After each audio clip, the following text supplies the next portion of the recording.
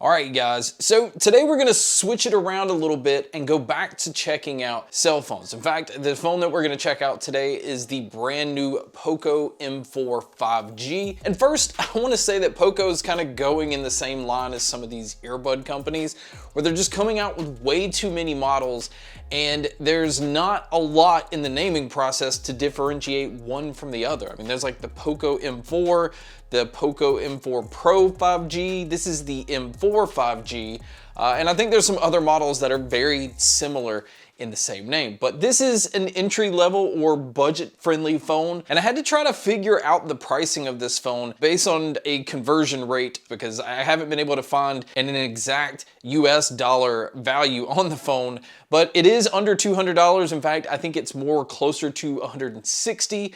There's two different variations of this phone. You can get it in a 4 gigabytes of RAM with 64 gigabytes of storage, or you can get 6 gigabytes of RAM with 128 gigs of storage. And the storage size doesn't really matter too much because this phone does have the ability to add a micro SD card. It also has dual 5G SIM slots, so you can have two SIM cards in this phone and get that 5G capabilities. Now, it is available in 3 different colors. It does come in a blue model. There's also a yellow, and then as you can see, I have the black version here. And the body itself actually is a polycarbonate or plastic back. It does have a textured feel to it, and it allows this phone to feel pretty lightweight. Now, one thing I do want to point out about the back of the phone is it does pick up fingerprints very easily, but luckily inside the box, they actually give you a clear case to slap on the phone already. It also comes with a screen protector already applied onto the phone. And speaking of the screen, it does have a 6.58 inch 1080p LCD screen. I'm not the biggest fan of this display. It just seemed like the colors were pretty washed out. It wasn't as vibrant as I'm used to with other phones. Now, I am keeping in mind that those are premium phones, but at times it just felt pretty dull. Now, the screen is protected with Gorilla Glass 3, but too bad the cameras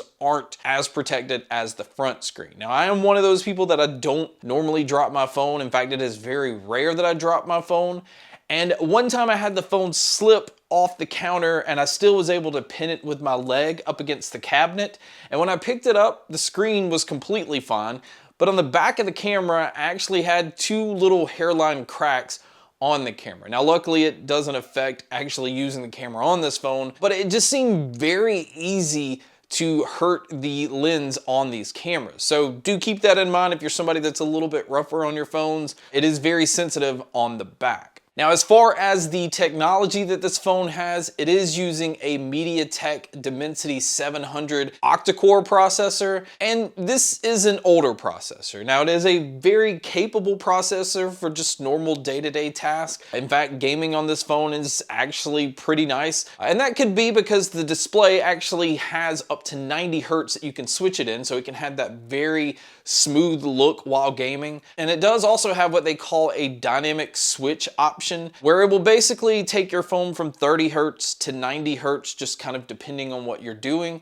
And this is to cut down on killing your battery life if you're just going to leave your phone at 90 hertz all the time, because you can go into the settings and have it where it's at 60 hertz all the time or 90. I personally just kept it at 90 because I like to have that very smooth scrolling, and just the refresh rate can make all the difference when it comes to using your phone. Now, as far as the operating system, it does come with Android 12, and it also is using the MIUI 13, which is a skin that's overlaid over Android 12. And I do like this. It's a pretty close to stock Android type of experience. Personally, I still like to just go and use a different launcher altogether. But again, it's nice that you can do that with an Android device. Another thing that I do want to point out, and this is from the audio side of me, I'm used to checking out other POCO phones. I've noticed that they have aptX playback, or they're pretty good about giving you some high-res Bluetooth codecs.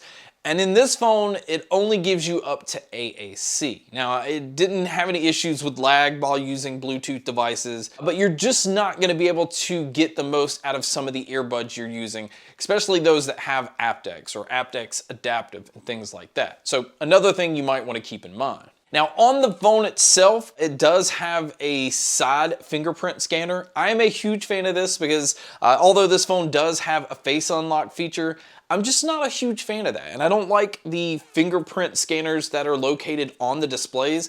I actually like them on the side or on the back like the Pixel phones I used to do. It also has a headphone jack on the top of the phone, which is another feature I'm a huge fan of. But I don't like the fact that it's using a single mono down-firing speaker. So this isn't a very loud phone. The sound, the audio that just comes out of it just really isn't that impressive. Now, as far as the battery life, it does have a 5,000 milliamp battery, and it also supports up to 18 watt fast charging. Now, it comes with a 22.5 watt charger, and the charging on this phone is slow. There's no way around it. It says it has fast charging, but it takes up to 2.5 hours to fully charge your phone. And in a modern day era where we're at, where you can fully charge your phone in like 30 minutes or 45 minutes, having to wait 2.5 hours for a full charge is frustrating. But the battery itself, I was able to get through a full day anyway.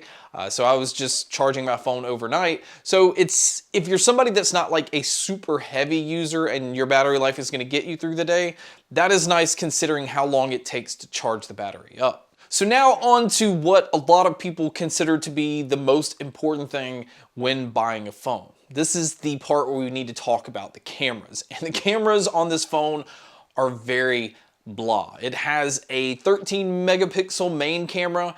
It is using a 2 megapixel depth sensor to be able to give you that basically like a realistic look, kind of blurring the backgrounds and focusing in on your subject.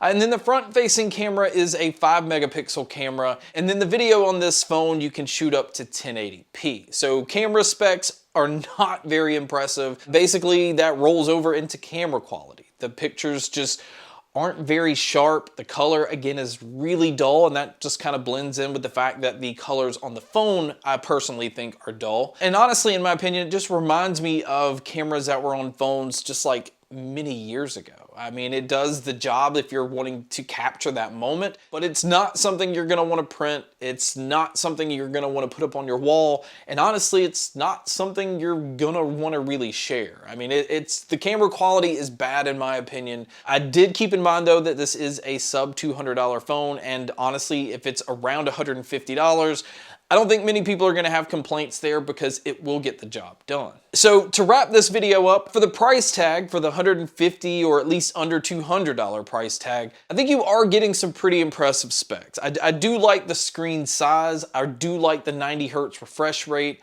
I think it's going to be great for people that do like to game or just watch media on their mobile device, as long as the picture quality, just the saturation of colors and the boldness of colors aren't important to you. And if you're not somebody that cares about having high-res Bluetooth codecs for listening to higher-end headphones or earbuds and things like that, if you're wanting a basic phone with a really big display and a processor that can handle everything fairly smoothly. I mean, I only had a few hiccups that I ran into. I actually think this is a great budget phone. But guys, that wraps up my video on the brand new POCO M4 5G phone. Thank you so much for checking out this video. Thank you so much for checking out all the other videos. And as always, make sure to stay tuned for more.